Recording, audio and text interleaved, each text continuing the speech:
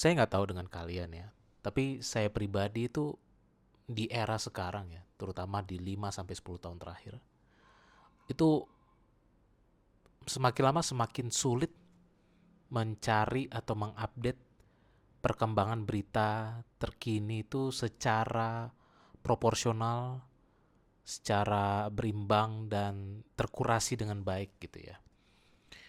Eh, Informasi berita-berita yang memang penting untuk kita dapatkan dan konsumsi setiap hari atau secara reguler reguler lah gitu ya. Reguler itu saya pribadi itu makin sulit gitu ya untuk mendapatkan itu gitu. Kebanyakan tuh udah dapatnya dari medsos, feed, entah itu feed TikTok, feed Reels Instagram gitu ya. Dan itu biasanya tuh sepotong-sepotong, tidak secara utuh gitu ya. Bahkan kadang itu yang pertama kali didapat di feed itu atau di FYP atau apa gitu kan.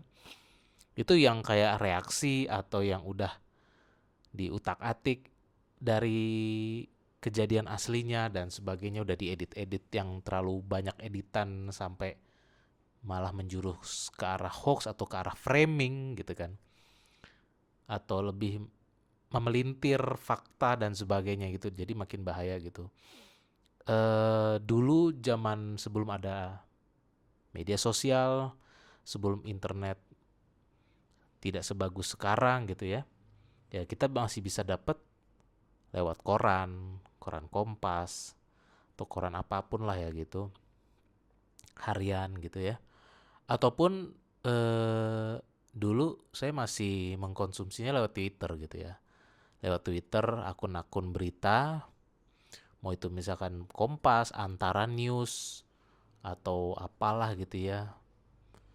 Mungkin kalau di era 2010-an itu yang mulai terkini, yang mulai aktual itu ya misalkan Tribun, ada Kumparan, ada IDN, ada apa gitu ya, termasuk Tempo juga dan sebagainya gitu. Dan eh semakin lama semakin susah untuk dapatin itu gitu. Dan mau nggak mau harus install aplikasinya sendiri gitu ya, yang native app-nya atau apa gitu. Dan itu jujur secara behavior harian itu saya jarang ya, atau jarang untuk secara bawah sadar tuh membuka aplikasi itu Don. Dan kadang-kadang baca beritanya juga kadang nggak terlalu aktual atau tidak sesuai dengan apa perkembangan gitu. Mungkin kalau nonton atau ngecek dari YouTube, feed YouTube news, mungkin masih YouTube itu masih mungkin masih bisa memberikan eh, pola-pola berita atau update-update news itu yang secara proporsional dan sudah terkurasi oleh akun-akun channel-channel yang memang dari dulu sudah menjadi jurnalisme resmi gitu ya, di terutama di Indonesia gitu, seperti Kompas atau Media Indonesia atau apalah gitu ya, mau itu juga koran bisnis, majalah bisnis atau apa, Tempo dan sebagainya. Dan termasuk juga yang dari luar negeri seperti BBC Indonesia, CNBC, CNN Indonesia dan sebagainya. Oke, pada episode kali ini yang mana sudah masuk sudah masuk season 8 ya Narazir Podcast ini. Sebelumnya terima kasih sudah mau mendengarkan Narazir Podcast. Eh, Sudah mulai masuk season ke-8. Eh, Bulan lalu atau kurang lebih tanggal 15 Agustus kemarin itu ya episode terakhir dari season 7 ya. Dan season 8 ini akan berlangsung mungkin sampai, pastinya sampai tahun depan, tapi antara Januari atau Februari 2026 gitu ya. Jadi season 8 akan berjalan sampai di awal tahun depan gitu ya. Karena biasanya saya bikin season itu satu season kurang lebih 5 sampai 6 bulan. Oke, balik lagi ke topik. Dan yang soal masalah berita terkurasi dan sebagainya gitu ya. Eh saya rasa apa ya? Saya nggak tahu ini akan menjadi concern saya pribadi doang atau ini juga dirasakan oleh teman-teman gitu ya, terutama bahkan mungkin yang generasi milenial,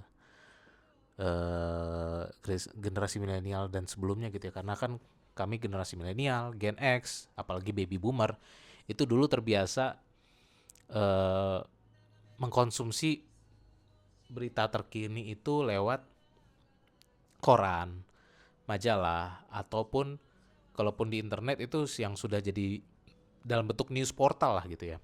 Kayak dulu ada kompas.com, detik.com gitu ya, dan sebagainya. Cuman kan lama-lama kita agak kadang mulai nggak nyaman baca news portal karena biasanya udah terlalu banyak ads ya gitu. Ads-nya tuh kadang mengganggu ya. Terutama termasuk Kompas, nggak cuma detik.com tapi juga Kompas juga udah mulai agak mengganggu dan Tempo juga agak annoying UX-nya gitu ya. But anyway, bukan itu yang mau gue bahas. Gue mau bahas soal masalah ini juga ya, masalah dinamika kondisi negara Indonesia juga, yang mana belakangan terlalu banyak berita negatif daripada berita positif gitu ya. Dan mungkin para pendengar Narazir yang orang Indonesia juga di sini juga mungkin akan cenderung lebih lebih setuju kalau memang berita negatif ini diakibatkan memang kinerja pemerintah ini, pemerintah era yang sekarang nih, kepemimpinan Presiden Prabowo ini memang banyak melakukan blunder, banyak melakukan kesalahan fatal, kerjanya nggak becus, main-main, dan korupsinya mulai terang-terangan, kayak nggak ada malu-malunya gitu untuk melakukan korupsi, manipulasi, fraud dan sebagainya gitu ya, mau itu legislatif, eksekutif, BUMN, birokrasi dan sebagainya, ASN gitu-gitulah, gitu ya. Kita juga kesal dengan Menteri Keuangan juga yang terus-menerus masalah keuangan negara ini selalu solusinya cuma pajak, pajak, pajak, makin bebanin masyarakat gitu.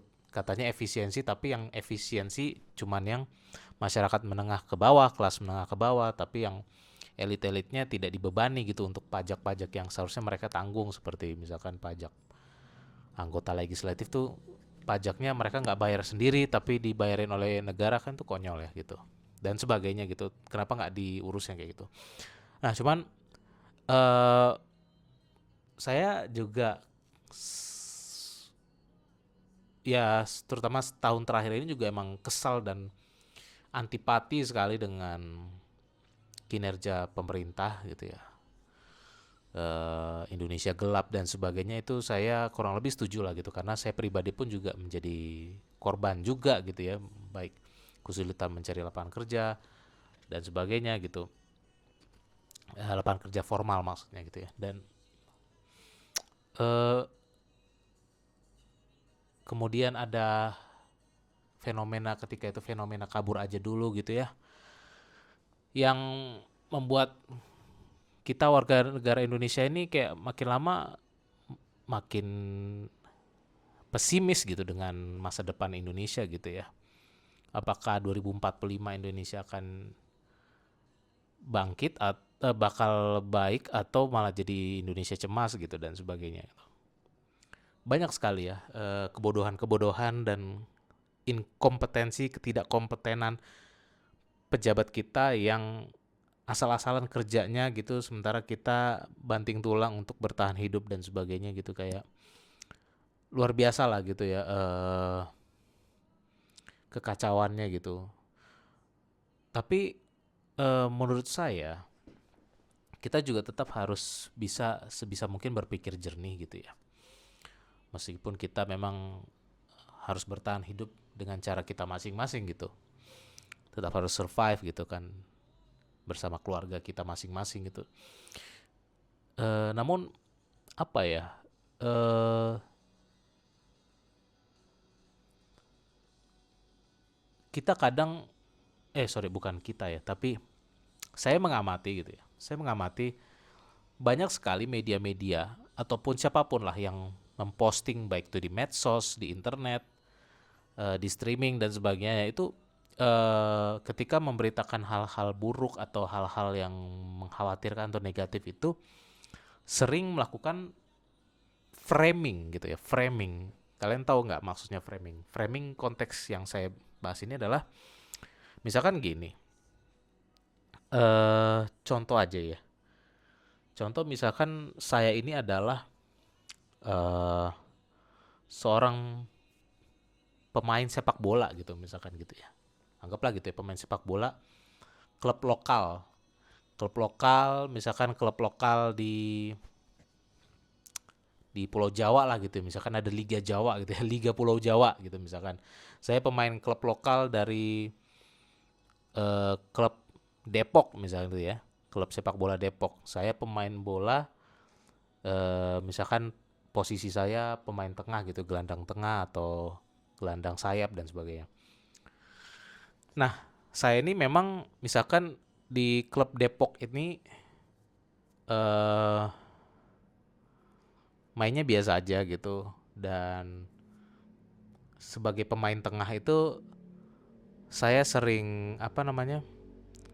Sering melakukan kesalahan lah di lapangan misalnya dalam pertandingan-pertandingan misalkan lawan klub apa gitu. Contoh misalkan klub Depok lawan klub Bogor, klub Depok lawan misalkan klub Cirebon, lawan klub Wonosobo misalkan gitu ya. Dan misalkan dari 20 pertandingan yang saya lakoni bersama klub Depok itu misalkan 10 pertandingan menang, 5 seri, 5 kalah gitu. Oke lah. Kira-kira menurut kalian statistiknya bagus gak? Ya oke lah ya, bagus lah ya. Mungkin tidak juara, mungkin tidak peringkat 2, peringkat 3, tapi setidaknya tidak akan membuat saya tidak berkontribusi membuat klub ini degradasi atau berada di papan bawah misalnya gitu. Mungkin di papan tengah lah gitu. Karena rekor saya ketika 20 kali membela klub Depok itu 10 kali menang, 5 kali seri, 5 kali kalah gitu. Dan 10 kali menang itu misalkan itu adalah kontribusi saya juga. Saya memberikan gol juga misalkan dalam 10 pertandingan itu eh 10-10-nya saya kasih assist ke striker atau siapapun pencetak gol. Terus di 5 pertandingan seri saya juga kasih assist 2 misalkan. Terus ketika kalah pun saya juga sempat kasih assist juga atau memberikan kontribusi gitu. Terus statistik saya, passing saya tuh misalkan keberhasilan passing saya rata-rata 70%. Ketika kalah saya 50 sampai 60%, ketika klub Depok kalah 50 sampai 60%. Nah, tapi ketika itu diberitakan di media Depok, karena media Depok itu membela klub Depok gitu kan, diberitakan bahwa si Zer ini adalah biang kerok klub Depok ini kalah dan biang kerok klub Depok ini tidak bisa menjadi juara gitu. Karena misalkan saya melakukan tackle keras yang membuat saya kartu merah di pertandingan, ada di 3-4 pertandingan ketika kalah gitu. Dan misalkan saya juga pernah pernah adu mulut berdebat dengan pendukung penonton di stadion karena waktu itu misalkan penonton stadion mengolok-olok saya karena saya apalah misalkan gitu contoh ya gitu. Tapi sebenarnya secara statistik saya bagus. Kinerja saya bagus, misalkan saya menghasilkan dari 20 pertandingan saya menghasilkan 20 assist, terus mencetak 8 gol dan 8 gol itu 5-nya itu penentu kemenangan juga misalkan gitu. Terus saya tadi ya passing saya bagus 70 sampai 75% rata-rata. Karena kan tugasnya pemain tengah itu kan memberikan passing kan. Terus misalkan secara penilaian di kepelatihan saya juga sering membantu membantu pertahanan juga gitu kan. Melakukan tackle bersih sekitar 80% misalkan gitu ya, contoh gitu. Tapi saya diberitakan oleh media-media di Depok ataupun media nasional bahwa saya ini pemain yang kurang berguna, sering parasit apa gitu-gitu ya. Nah, itu adalah salah satu contoh framing. Misalkan salah satu contoh framing karena misalkan media Depok ini misalkan aja ya, ini nggak beneran ya, karena kan saya bikin ini semuanya fiktif ya, contohnya fiktif semua. Misalnya karena media Depok ini sebenarnya emang sentimen dengan saya karena saya bukan orang Depok, saya tidak dari Depok, tapi saya misalkan emang asalnya dari, misalkan saya orang asli Kalimantan gitu misalkan. Dan misalkan orang Depok ini ceritanya orang Depok ini kurang suka dengan orang Kalimantan gitu, sehingga akhirnya dicari yang buruk-buruknya gitu ya. Dan itu adalah salah satu bentuk framing gitu ya. Saya nggak dalam penjelasan contoh ini, saya bukan bermaksud ingin membela siapa-siapa, tidak bermaksud membela pemerintah, tidak ada niat membela DPR siapapun gitu ya. Cuman saya ingin berpesan pada kita semua bahwa jangan sampai kita terjebak pada framing-framing yang diciptakan oleh media-media jurnalisme yang atau bahkan dia tidak jurnalisme, yang karena asal-asal konten kreator, asal-asal bikin konten aja yang penting viral gitu. Tadi sudah melakukan mungkin tidak hoax, beritanya tidak hoax, tapi penggiringan opini gitu ya, penggiringan opini atau ya itu framing tadi, jadi memberitakan sesuatu yang sepotong-potong gitu, hanya mengambil yang negatifnya, tapi sebenarnya perkembangan positifnya, hal-hal positifnya, hal-hal yang berkontribusi dengan baik itu tidak diekspos gitu sama sekali gitu. Dan jadi menurut saya, walaupun pemerintah ini kerjanya nggak becus, sering merugikan negara, sering merugikan masyarakat, dan sering menutup-nutupin kasus-kasus atau tindak-tindak korupsi yang pelakunya adalah kelompok mereka atau keluarga mereka gitu, masih melindungi lah, tebang pilih gitu ya, masih tebang pilih siapa yang harus ditangkap dan ditindak kasus korupsinya dan sebagainya. Tapi apa ya, saya mau bilang ya, kita juga berhak gitu ya, kita juga berhak atau media juga wajib memberitakan perkembangan yang positif, yang baik, yang memang itu juga tugasnya pemerintah. Tapi kita juga perlu tahu gitu loh, seperti apa yang selama ini konsisten dilakukan oleh media seperti GNFI ya, Good News from Indonesia. Saya tahu Good News from Indonesia ini sejak zaman masih pakai Twitter gitu, 2012, 2011 gitu. Mungkin 2012 kali ya saya mulai ngikutin Good News from Indonesia, dan akhirnya mereka juga eksis juga saat ini eksis juga di Instagram, Twitter, YouTube juga dan sebagainya. Tapi kan kalau Good News Indonesia ini kan, Good News from Indonesia ini 100% berita-berita positif.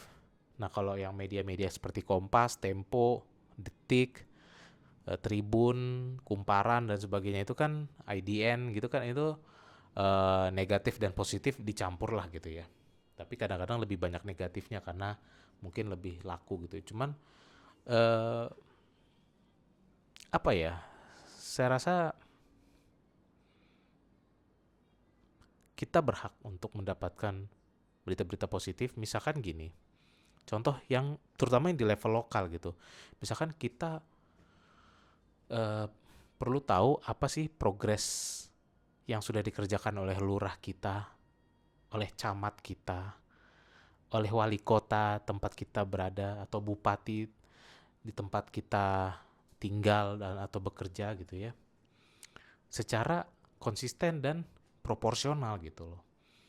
Misalkan ada beberapa kebijakan-kebijakan yang mungkin tertunda dikerjakan di tahun 2-3 tahun yang lalu, akhirnya bisa dikerjakan dan dilanjutkan pada tahun ini gitu misalkan. Nah, itu menurut saya itu perlu supaya maksudnya gini, kita tidak meninggalkan kritis, kita tetap kritis gitu. saya senang gitu dengan ada berita-berita yang mengkritik pemerintah dan sebagainya. Tapi kita juga butuh penyeimbang lah gitu. Jangan sampai neracanya itu terlalu berat sebelah gitu, sampai mentok gitu ya. Mentok banget, mentok ke kiri, tapi nggak pernah gerak ke arah kanan gitu. Misalkan ada yang bereaksi, ya emang karena Indonesia nggak ada lagi yang hal yang baik nih yang bisa kita, enggak lah, pasti tetap ada hal baik yang bisa kita dapatkan, walaupun itu hal baiknya itu mungkin normal atau standar-standar aja gitu, tidak tidak magnificent, tidak istimewa banget gitu. Nah cuman eh, ya itu, jadi jangan sampai kita terjebak pada framing-framing yang dilakukan oleh media-media, apalagi mungkin yang saya perhatikan selama ini ya, selama puluhan tahun saya hidup, mungkin yang saya lihat yang memang medianya itu berimbang berimbang itu menurut saya sih Kompas ya. Kompas dan mungkin Detik juga ya. Kenapa? Karena Kompas itu memberitakan hal-hal yang buruk juga iya, tapi dia juga sering memberitakan hal-hal yang positif juga gitu. Jadi benar-benar berimbang ya. Makanya saya cukup setuju kalau mereka menslogankan diri sebagai independen terpercaya gitu ya. Independen terpercaya gitu. Beda dengan kayak media Indonesia atau Tempo, media Indonesia, Tempo, CNN, BBC gitu ya. Kalau CNN, CNBC, BBC itu kan memang ketahuan dari awal memang mereka punya kepentingan untuk menyerang Indonesia karena mereka datangnya dari Inggris dan Amerika gitu ya. Walaupun banyak berita-berita mereka yang bagus juga. Cuman misalkan eh apa namanya? Tempo ya. Nah, saya sih senang dengan analisa-analisa kritisnya Tempo gitu ya. Tapi kadang saya tuh merasa Tempo ini kayak 99% selalu yang berita-berita negatif yang buruk-buruk aja yang mereka expose ke masyarakat. Tapi yang hal-hal yang baik itu jarang mereka expose, hampir nggak pernah sama sekali gitu. Dan itu yang saya kadang males gitu. Kadang-kadang males mengkonsumsi berita Tempo, bukan karena saya nggak suka dengan kritikan mereka, tapi kadang saya enak gitu, jenuh gitu dengan kenapa sih lu nggak bikin yang berimbang lah gitu. Kadang-kadang kasih lah berita-berita yang baik, dan jangan sampai jangan di framing-framing gitu kan. Misalkan media Indonesia juga eh, ketika ketika bos besarnya itu satu komplotan dengan pemerintah yang sedang berkuasa, dia ngasih berita yang positif-positif gitu ya, sering menutupi hal-hal buruk. Tapi giliran mereka udah jadi oposisi gitu ya, udah nggak di pemerintahan lagi, baru mereka kritisnya bukan main, nyindir-nyindir pemerintah mulu, apa aja dijelek-jelekin. Nah itu juga nggak bagus kayak gitu. Jadi kurang, tidak ada keseimbangan lah gitu ya. Menurut saya kayak media Indonesia, Tempo itu tidak ada keseimbangan. Lain lagi dengan Antara News. Kalau Antara News itu kan memang berita Antara itu kan memang punya negara ya, sama kayak TVRI. Berita Antara itu punya negara. Nah, itu kan memang selalu yang positif-positif aja. Cuman memang itu yang perlu juga kita tahu gitu kan. Mereka harus memberitakan hal-hal yang misalkan kebijakan-kebijakan strategis, keputusan-keputusan strategis dari pemimpin-pemimpin, itu apa, hasil apa, rapat pimpinan dan segala macam, eh, hasilnya apa, atau nanti itu targetnya apa yang untuk manfaat bagi banyak masyarakat, itu diumumkan juga melalui media negara atau media pemerintah gitu. Itu juga penting, itu juga perlu gitu ya, yang dilakukan di Antara News. Terus misalkan kalau TV atau radio kayak El Sinta, Dai TV gitu ya. Kalau Dai TV kan saya lihat kayaknya mereka selalu mencari sisi positif ya. Selalu mencari sisi positif dari Indonesia gitu. Ya oke juga sih. Tapi mungkin kalau yang kritik-kritik kita tidak bisa dapatkan dari Dai TV. Tapi kalau El Sinta dia mirip, mungkin kalau El Sinta mirip kayak Kompas ya. Dia berimbang. Yang positif-positif dia sampaikan, tapi yang negatif-negatif juga dia blow up, dia expose juga. Nah, tapi yang berbahaya ini adalah media-media yang tidak punya prinsip jurnalisme, tidak punya ilmu dan kompetensi di jurnalisme, tidak bisa mengkurasi atau curated berita atau curated info, tidak bisa mengkurasi karena tidak mengerti apa itu sumber primer, sumber sekunder, ya kan? Tidak mengerti itu apa itu observasi yang baik, riset yang baik, survei yang baik seperti apa dan sebagainya. Itu ini ya apa namanya?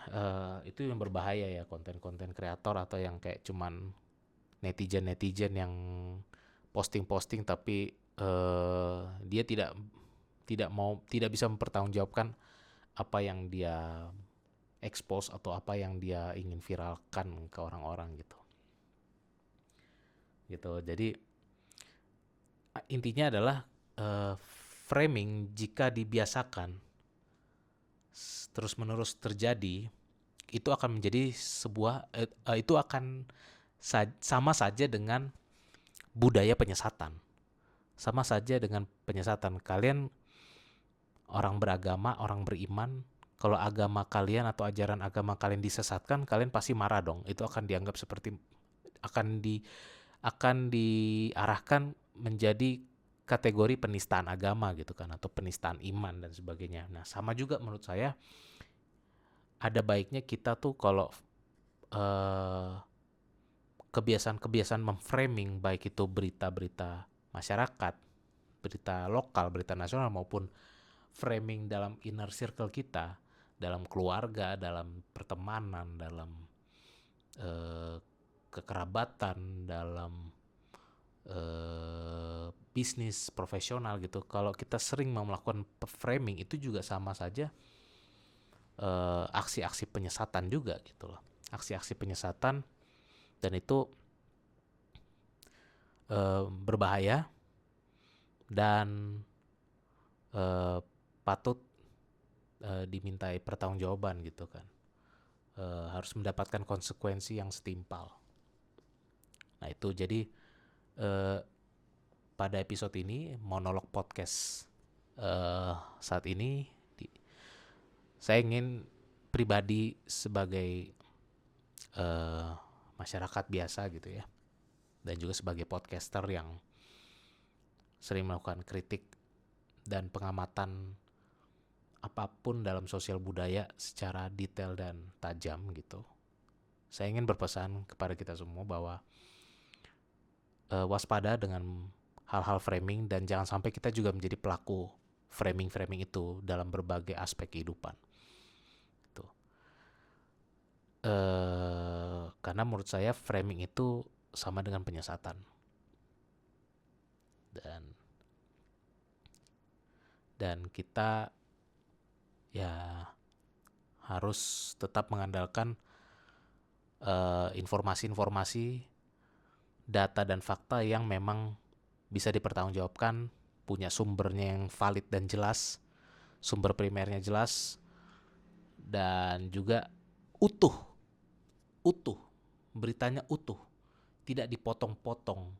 Seperti tadi yang saya bilang, saya ketika jadi pemain sepak bola hanya diberitakan yang buruk-buruknya saja, yang 5 pertandingan kalah itu yang saya diekspos, tapi 10 pertandingan menang dan 5 pertandingan seri itu saya tidak pernah atau hampir tidak pernah diberitakan oleh media Depok gitu ya. Media Depok untuk masyarakat Depok di sana, karena tujuannya dia pengen supaya saya sebagai pemain tengah klub Depok ini bisa hancur karirnya karena framing ini gitu ya. Nah itulah yang tidak boleh terjadi gitu, karena kita harus waspada beberapa media yang tadi saya sebut gitu kan. Ini saya jadinya kayak Presiden Prabowo ya, waspada terhadap media asing. Enggak ya, maksud saya tuh bukan yang seperti yang intentionnya Pak Prabowo, tidak. Saya tuh pengen kita mau waspadai untuk jangan sampai ada framing itu. Ya framing itu kan ada meme-nya juga, dulu sering banget dulu dari zaman pet terus ke Instagram lalu ke YouTube dan sampai TikTok, itu ada tuh memes tentang framing, bagaimana media memframing ada bentuk kakinya tuh kayak lari, padahal pas di framing sama medianya tuh jadi kayak bentuk pisau gitu, padahal kalau mau dilihat gambar utuhnya kalau nggak lewat dari kamera, kalau ngelihat dari mata langsung itu sebenarnya dia lagi dikejar, cuman kakinya naik ke atas terus ada yang ngejar dia, tapi itu bukan pisau gitu, kakinya mirip kayak pisau tapi gara-gara media itu memframing di kameranya itu kakinya jadi kayak seperti pisau. Nah ya kayak gitu juga lah contoh framing itu kan jadinya kayak penyesatan kan, padahal dikira bawa pisau padahal itu sebenarnya kakinya lagi lari dikejar sama seseorang gitu. Nah itu jangan sampai